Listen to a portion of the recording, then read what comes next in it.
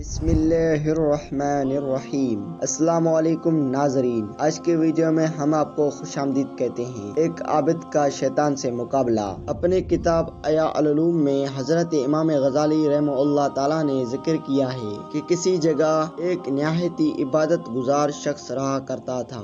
ایک روز جب اس عابد کو پتہ چلا کہ لوگ فلاں درخت کی عبادت کر رہے ہیں تو وہ عابد غصے میں آ گیا۔ معبود صرف اور صرف اللہ سبحانہ و تعالیٰ ہی ہے اور صرف اللہ سبحانہ و تعالیٰ ہی عبادت کے لائق ہیں۔ چنانچہ وہ عابد نہایت غصے میں اس درخت کو کاٹنے کے ارادے سے اس طرف چلا تھا کہ شیطان نے انسانی شکل بدل کر سرے راہ اس عابد سے ملا اور کہنے لگا، اگر تو نے اس درخت کو کاٹ بھی دیا تو لوگ کسی اور کی پوجا کرنے لگیں گے، لہذا تم اپنے عبادت میں مصروف رہو اور اس درخت کو مت کاٹو۔ شیطان کی اس بات پر وہ عابد جو صرف اللہ رب العزت کی عبادت میں مشغول رہتا تھا، انہوں نے کہا، میں اس سے ضرور کاٹوں گا۔ جب شیطان نے دیکھا کہ اس کی یہ تدبیر بھی کامیاب نہ ہو سکی تو شیطان نے پھر اس عابد کو روکا تو دونوں میں ہاتھا پائی شروع ہو گئی، یہاں تک کہ عابد نے شیطان کو بھگانے پر مجبور کر دیا، مگر شیطان باز نہ آیا۔ چنانچہ شیطان نے مکاری کا ایک اور جال پھینکا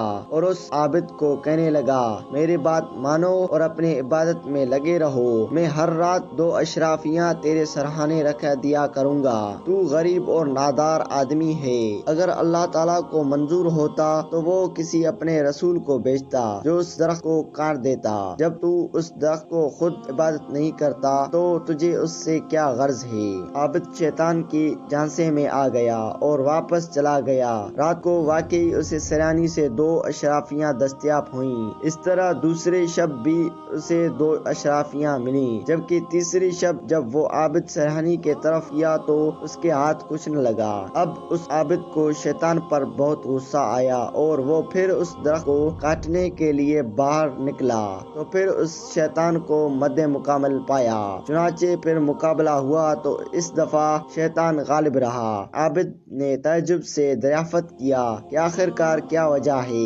پہلے میں تجھ پر غالب آیا اور آج تو؟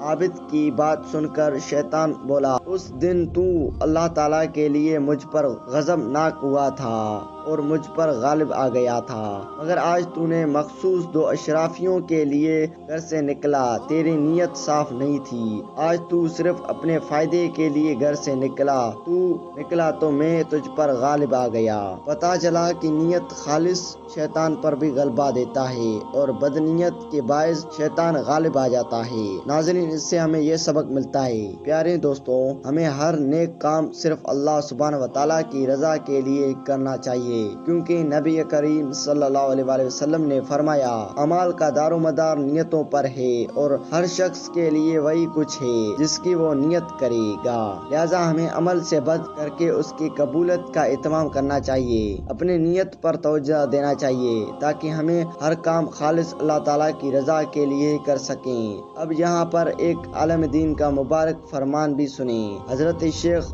معروف کرخی رحمہ اللہ تعالیٰ نے فرماتے ہیں، جس شخص نے ثواب کے غرض سے عمل کیا وہ تاجر ہے، اور جو دوزخ کی خوف یا جنت کی طلب میں عمل کرتا ہے وہ غلام ہے، اور جو شخص صرف اللہ تعالیٰ کے رضا اور خوشنودگی کے لیے نیک کام کرتا ہے وہ حقیقتاً آزاد ہے، اور یہ بلند ترین مقام ہے۔ اور اللہ سبحانہ و تعالیٰ نے ارشاد فرمایا، جو شخص اپنے رب سے ملاقات کی امید رکھتا ہے تو اسے اچھے عمل کرنے چاہیے، نیز وہ اللہ تعالیٰ کی عبادت میں کسی کو شریک نہ کرے۔ اس کے ساتھ مجھے دے اجازت، اللہ تعالیٰ سے دعا ہے کہ اللہ تعالیٰ ہم سب سے راضی ہو جائے، آمین۔